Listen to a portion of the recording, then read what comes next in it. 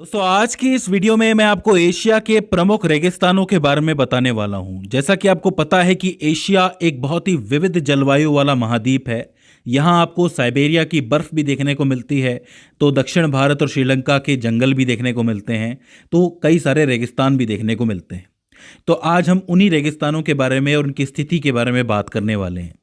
सबसे पहले तो आपको ये जानना पड़ेगा कि एक रेगिस्तान बनता कैसे।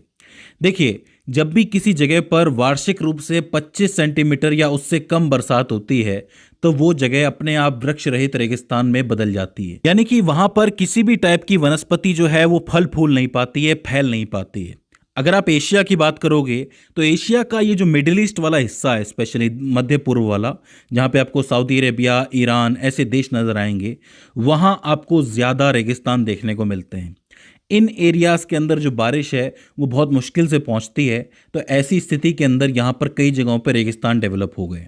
अब ऐसा नहीं है कि सारा ही एरिया यहाँ पर रेगिस्तान है, कुछ एरिया जो है वहाँ पर आपको वनस्पति भी देखने को मिलेगी, लेकिन ज़्यादातर आपको रेगिस्तान ही देखने को मिलेंगे। इस लिस्ट में सबसे पहले हम अरब रेगिस्तान के बारे में बात करेंगे, जिसको अरेबियन डेजर्ट के नाम से भी जाना जाता है। अगर आप इसकी स्थिति और स्थान देखोगे तो ये एक बहुत बड़ा रेगिस्तान है और अरब प्रायद्वीप के अधिकांश हिस्सों में फैला हुआ है। इसमें बहुत से देश शामिल हैं, जैसे कि सऊदी अरेबिया, यमन, ओमान, संयुक्त अरब अमीरात, कुवैत, कतर, बहरीन और जॉर्डन के भी कुछ हिस्से। इन सभी जगहों पर आपको ये रेगिस्तान फैला हुआ नजर आएगा। मैं आपको बता दूं कि ये दुनिया के सबसे गर्म और शुष्क रेगिस्तानों में से एक है। यहाँ रेत के टीले, जिनको एर्ग कहा जाता है, चट्टानी पठार, जिसको हमादा कहा जाता है, और बजरी के मैदान, जिसको सेरेर कहा जाता है, ये सब पाए जाते हैं। तापमान की बात करोगे तो दिन में ये तापमान 50 डिग्री सेल्सियस से भी ऊपर चला जाता है। वहीं रात को रेगिस्तान बहुत ज़्यादा ठंडा हो जाता है। वर्षा बहुत कम होती है और अनियमित रूप से होती है, मतलब कब होगी कब नहीं होगी ये बात कहना थोड़ा मुश्किल हो जाता है। यहाँ पर आपको खजूर के पेड़ और कुछ घास की झाड़ियाँ देखने को मिलेंगी, तो ये चीज़ आपको याद रखनी है। अब मैं आपको बता दूं कि इस पूरे अरब रेगिस्तान के भी कुछ एक भूभाग हैं जिनकी हम बात कर लेते हैं। सबसे पहले आता है रबुल खाली रेगिस्तान, जिसकी स्थिति अगर आप देखोगे तो ये अरब रेगिस्तान के दक्षिणी भाग में स्थित है। वैसे तो ये मुख्य रूप से सऊदी अरेबिया के अंदर मौजूद है, लेकिन इसके कुछ एक हिस्से आपको यमन, ओमान और संयुक्त अरब अमीरात में देखने को मिलेंगे, तो ये चीज आपको याद रखनी है। इसकी विशेषता ये है कि ये दुनिया का सबसे बड़ा निरंतर रेतीला रेगिस्तान है, यानी कि हमेशा से रेतीला रेगिस्तान है ये। यहाँ आपको रेत के ऊंचे ऊंचे टीले दिखेंगे जो कि 250 मीटर तक भी जा सकते हैं। बहुत ही ज़्यादा शुष्क है, इस वजह से ये निर्जन क्षेत्र है। यहाँ पर आपको ज़्यादा आबादी देखने को नहीं मिलेगी और इसीलिए इस जगह को खाली चौथाई भी कहा जाता है। यहाँ जीवन बहुत ज़्यादा विरल है, तो इस जगह को आपको याद रखना है, रुब अल खाली रेगिस्तान। इसके बाद इसी के अंदर आता है अन नफूद रेगिस्तान। ये जो है सऊदी अरब के उत्तरी भाग में आपको देखने को मिलेगा। अगर इसकी विशेषताओं की बात करोगे तो ये अपने लाल भूरे रंग की रेत के टीलों के लिए जाना जाता है। लेकिन खास बात यह है कि ये जो टीले हैं ये लगातार बदलते रहते हैं, क्योंकि ये रेगिस्तान पवन जनित रेगिस्तान है। मतलब यहाँ पर बहुत तेज हवाएं चलती हैं, जिसकी वजह से टीलों का जो शेप है वो बदलता रहता है। कभी कहीं कोई टीला बन जाए, कभी कोई टीला बिगड़ जाए, तो ये सब चलता रहता है। तो अन नफूद रेगिस्तान को आपको याद रखना है। इसके बाद आता है अद दहना रेगिस्तान। ये जो रेगिस्तान है ये एक पतला लंबा रेतीला गलियारा है जो अन नफूद रेगिस्तान को उत्तर में रुब अल खाली रेगिस्तान से जोड़ता है। यह सऊदी अरब के मध्य भाग से होकर गुजरता है, तो इसको याद रखना है। विशेषता यह है कि इसको अक्सर रेत की नदी भी कहा जाता है, क्योंकि ये एक लंबी सकरी पट्टी में फैला हुआ है। यह विभिन्न प्रकार के रेत के टीलों और रंगों को प्रदर्शित करता है जो आसपास के भूभाग से अलग दिखाई देते हैं, तो ये भी इंपॉर्टेंट है अद दहना। तो एक साथ तीनों याद हो जाएंगे। एक तो है आपका रुबल खाली, एक है आपका अन नफूद और बीच में है अद दहना। बोलो याद होंगे कि नहीं। इसके बाद आता है अल जाफूरा रेगिस्तान। ये जो है सऊदी अरब के पूर्वी तट पे आपको देखने को मिलेगा, फारस की खाड़ी के पास। ये जो फारस की खाड़ी का एरिया है उसी के पास ये मौजूद है। ये अपेक्षाकृत बहुत ही छोटा रेगिस्तानी क्षेत्र है जो तेल और गैस क्षेत्रों के लिए बहुत इंपॉर्टेंट माना जाता है। इसमें रेत के टीले और समतल बजरी के मैदान भी शामिल हैं, तो इसको आप अलग से याद रख सकते हो। तेल और नेचुरल गैस के लिए इसको जरूर याद रखना, अल जाफूरा को। और आखिर में आता है हमादा। अभी मैंने हमादा का नाम लिया था। ये कोई विशिष्ट रेगिस्तान तो नहीं है, बल्कि एक प्रकार का रेगिस्तानी भूभाग इसको आप कह सकते हो। असल में होता ये है कि जो हमादा होते हैं वो चट्टानी रेगिस्तान होते हैं, जिसमें बजरी, बोल्डर और नंगे चट्टानी पठार शामिल होते हैं। इसमें रेत के टीलों की तुलना में अधिक कठोर पथरीली सतह होती है। होता क्या है कि जब हवा चलती है तो वो महीन कणों को, रेत को उड़ा के ले जाती है और बचते हैं सिर्फ बड़े पत्थर और चट्टानें। उसी को आप हमादा कहते हो। तो ये हमादा आपको सिर्फ अरब रेगिस्तान में देखने को नहीं मिलेगा, बल्कि दुनिया भर के कई रेगिस्तानों में देखने को मिल जाएगा। तो पूरा जो अरब रेगिस्तान है उसके आप 5 हिस्से याद कर सकते हो। एक तो है रूब अल खाली रेगिस्तान, एक अन-नफूद, एक अद दहना, एक अल जाफुरा और एक हमादा। अल जाफुरा जो तेल और नेचुरल गैस के लिए इंपॉर्टेंट है, और हमादा जो पथरीला रेगिस्तान होता है उसको आप याद रख सकते हो। तो इन दोनों को अलग कर लो और ऊपर वाले 3 को अलग कर लो। इसके बाद हम दस्ते कावीर रेगिस्तान की तरफ चलते हैं, जिसको ग्रेट सॉल्ट डेजर्ट के नाम से जाना जाता है। ईरान के मध्य पठार के उत्तरी भाग में ये स्थित है। ध्यान से समझ लो कि ईरान में मौजूद है मध्य पठार, उसके उत्तरी भाग में ये मौजूद है, तेहरान के दक्षिण पूर्व में। देखो, अगर आप इसकी विशेषताएं समझोगे तो ये जो कवीर शब्द है, इसको मैंने कावीर कह दिया है, हालांकि इसको कावीर और कवीर दोनों शब्दों से बुलाया जाता है। सही शब्द तो वहां के लोग ही आपको बता सकते हैं। कवीर का जो अर्थ होता है फारसी में, उसका मतलब है खारा दलदल या फिर नमकीन भूमि। तो इसका मतलब ये एक विशाल नमक का रेगिस्तान है, जिसमें आपको दलदली नमक के पैन, नमक की परतें और कीचड़ के मैदान देखने को मिलते हैं।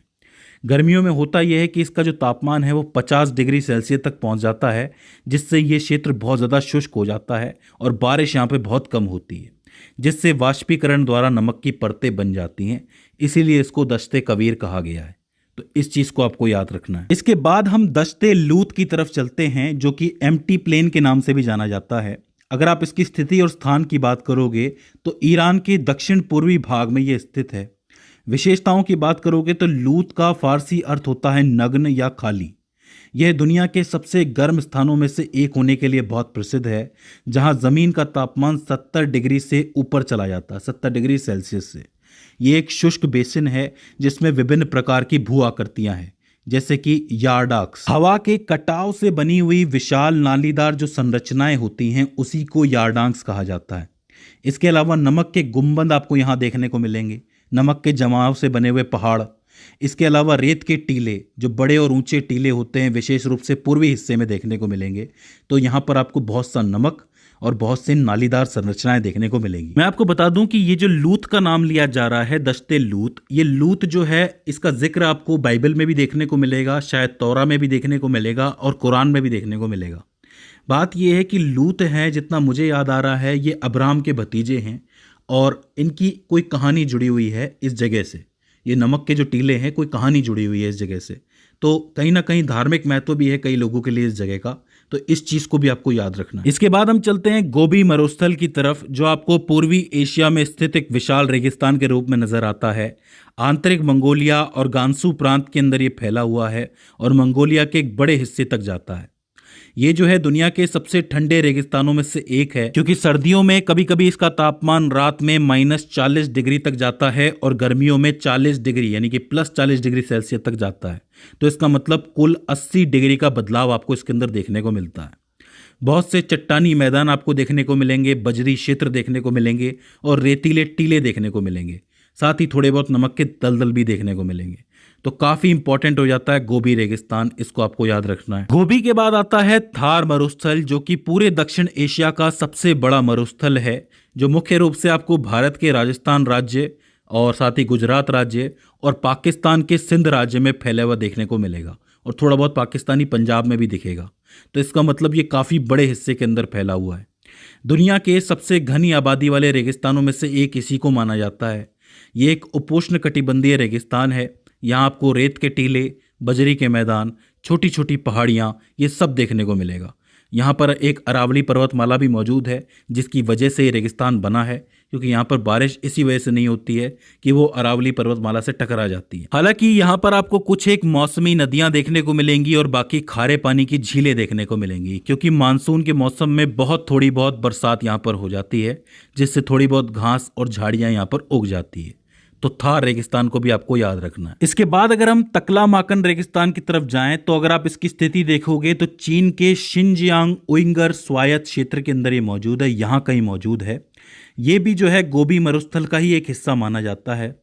इसकी विशेषता यह है कि ये दुनिया के सबसे बड़े रेतीले रेगिस्तानों में से एक है, जिसमें रेत के टीले प्रमुख हैं। ये जो है तारिम बेसिन के अंदर स्थित है, क्योंकि इसके चारों ओर आपको ऊंचे ऊंचे पहाड़ देखने को मिलेंगे, जैसे कि तियान शान और दक्षिण में कुनलुन।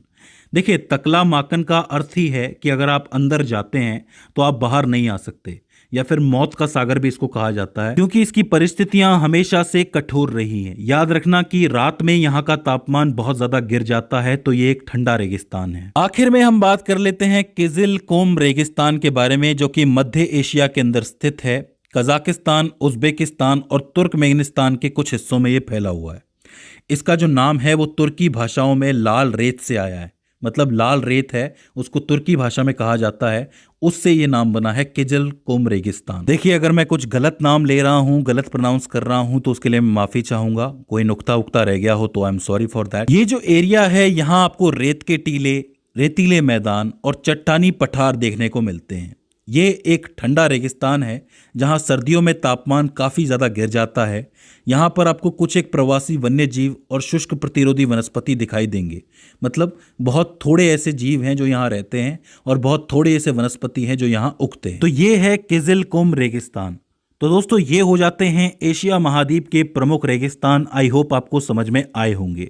अब ऐसा नहीं है कि एशिया में और रेगिस्तान नहीं है, बिल्कुल हैं, लेकिन ये वो रेगिस्तान है जिनसे सवाल आपको देखने को मिलेगा और इनकी स्थिति आपको याद रखना बहुत ज़रूरी है। मुझे उम्मीद है कि इस वीडियो के बाद आपने कुछ ना कुछ नया ज़रूर सीखा होगा और ये वीडियो आपके लिए हेल्पफुल साबित रही होगी। अगर इसके बाद भी इसके अंदर आपको कोई क्वेरी आती है, कोई दिक्कत आती है, तो आप हमें कमेंट सेक्शन में बता सकते हैं। तो दोस्तों, आज की इस वीडियो के अंदर बस इतना ही। See you in the next one.